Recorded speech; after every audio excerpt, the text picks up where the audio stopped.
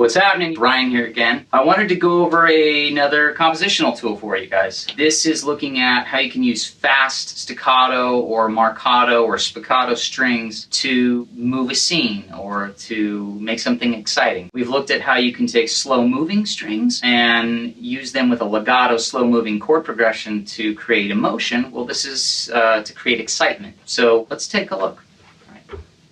In this, we're using staccato rhythms with the string section that repeat an ostinato to give the piece energy and livelihood, and then other elements can take over the melodic content, such as the wind instruments or the brass, and that's what happens in this. Let me play this back for you.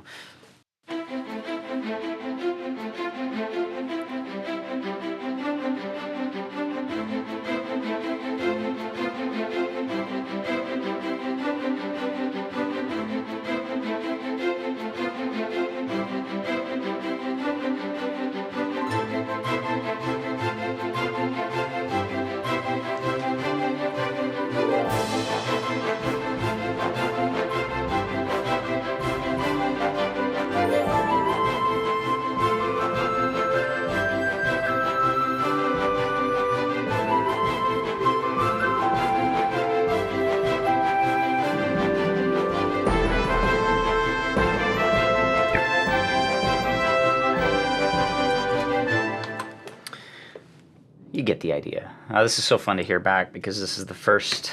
I remember I was working for a couple Hollywood TV composers at this time, and I just saved up enough money to buy my first Vienna instrument library, and this is the first piece I composed on it. So it's kind of fun to hear it play back. But what you hear going on, I mentioned it already, is staccato strings or marcato strings, or sometimes they can be spiccato strings. And all that is when the strings are playing a fast-moving part, that is staccato, that det kind of a thing, they play it in a different way. And it's actually marked on the instrumentation as that. So if we look... What do I have? Do I have the first... Oh. There we go. If we look at the first violin part, you'll see that I've got the staccato patch enabled. The staccato is that fast da da da da da. I could have used legato or sustain, but it would sound really weird. It would kind of go da da da da da. The sustain or legato is meant to be for long holding, slow moving lines. But let's take a look at what the first violin is doing. It actually sounds more complicated than it is.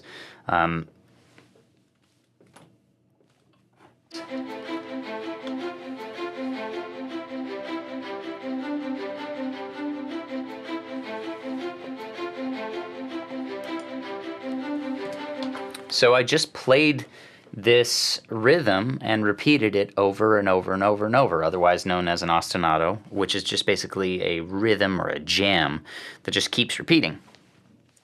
And I believe it's in A minor. So I just took this part, played in a bar or 4 bars of it, and then repeated it. And then I took and took the same exact melody in the second violin.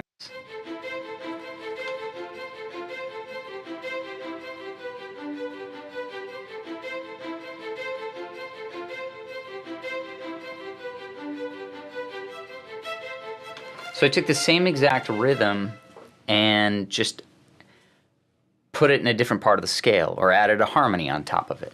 So the harmony is here, and then it jumps up a little bit higher, and then just continues in loops. And if you hear them together by themselves.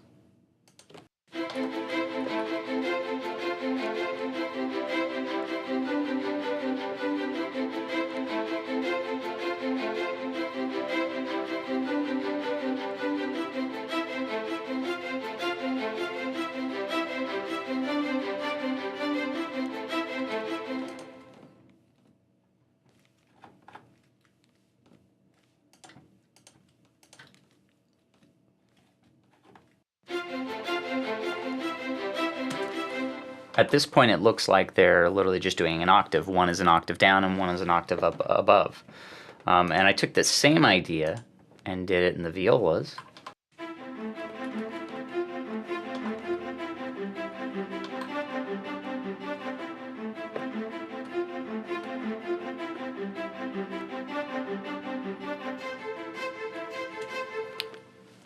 So in the beginning, I literally have the violas doubling what the first violin is doing.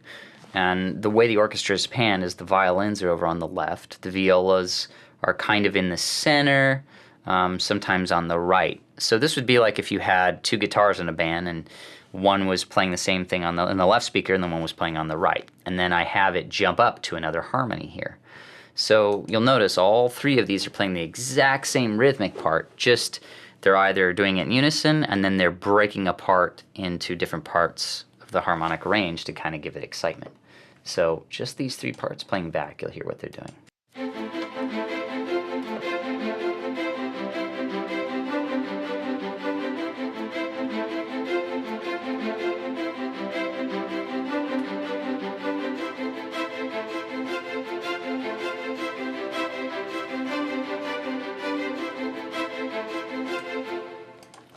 Now I did something different with the cello here. I added a little bit of a different harmonic element, or a rhythmic element. It's playing this back.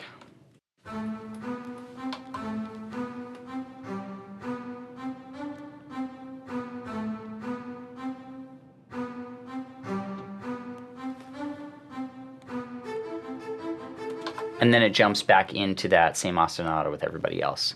So really you just have, you know, the first violin, second violin, and violas playing that ostinato, and then you have the cello just offering a little different rhythmic content here, and then jumping all in at unison rhythmically, but just at different harmonic points. So let's listen to that.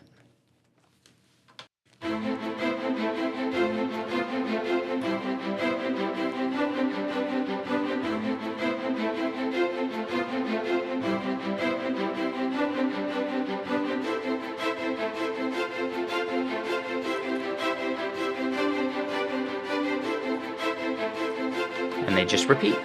It just continues to repeat and repeat as the melodic content comes in. Now the bass, I believe, I had it just do exactly what the cello did here and continue on. So let's see what it's doing.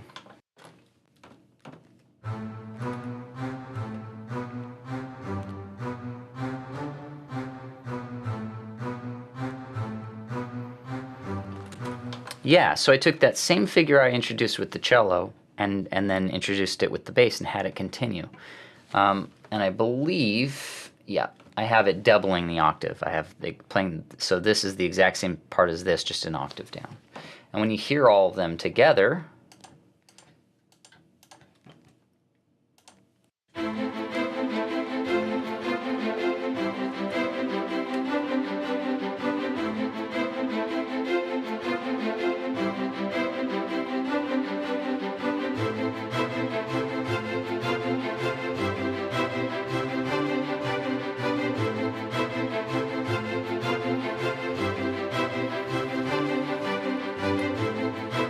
and then it just repeats. And as this repeats, then that's when you're able to introduce, you know, the melodic content, in this case the brass. But how this is so much different than a slow moving string part is the similarity is that they're both holding out the same chord, repeating chord structure, but they're just, one is holding out block chords, whereas this one is a fast moving part.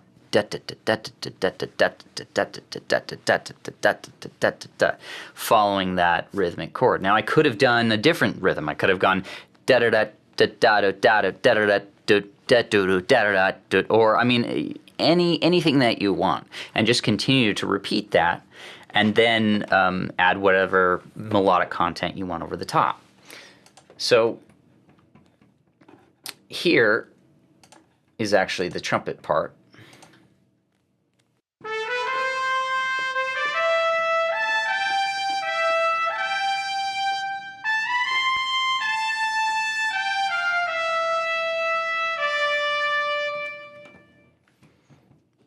And this is, I slowly introduced the French horn in here.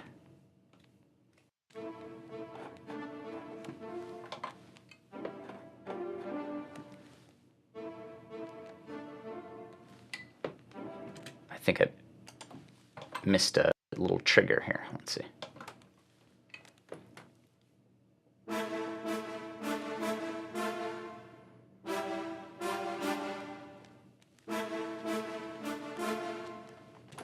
So the French horn is playing a rhythmic. It's being introduced with the rhythmic part of the violins. So let's get rid of the glockenspiel and I'll show what it sounds like.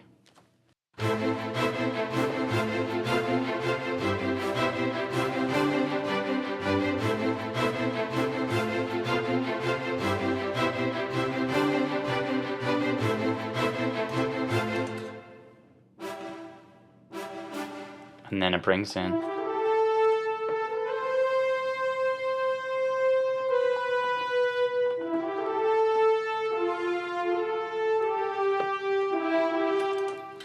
So I start that ostinato rhythm with the strings and then slowly introduce the horns by doing this rhythmic thing along with them, and then bring in the melodic content. And I believe, so this is actually playing a legato. This is a good example of going from staccato to legato. The same thing goes for every single instrument. Any instrument can play staccato or legato. This is a slow moving melodic line here that is doubling up or playing the harmony of the trumpets. And it helps to, you know, when you gradually bring in an instrument like this, it's subtle. It's kind of, the listener doesn't notice it as drastically, so it's slowly playing this rhythm, you know, in conjunction with this rhythm, and then it brings in the melodic content, and this is what it sounds like.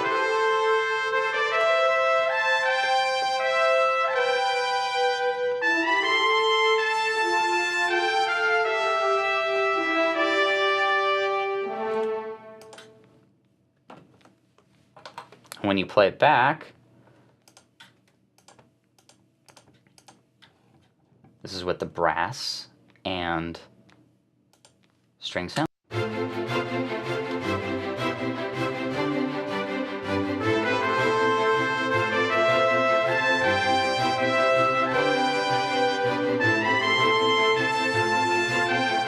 And I'm sorry, I left out the bass trombone, which is definitely, and the trombones, which is also part of the brass section. So.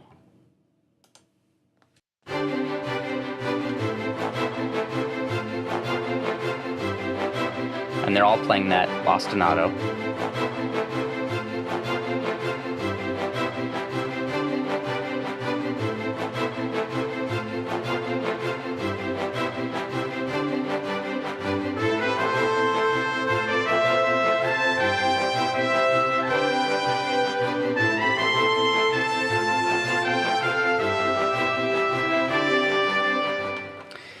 And we could break this apart hours and hours and on end, but I just wanted to give you an idea of what you can do with the strings using a fast-moving part in orchestration. I hope that helps. I'll leave a link below where you can check this track out. Feel free to like and subscribe, and I hope you have a great day or night wherever you are. All right, take care.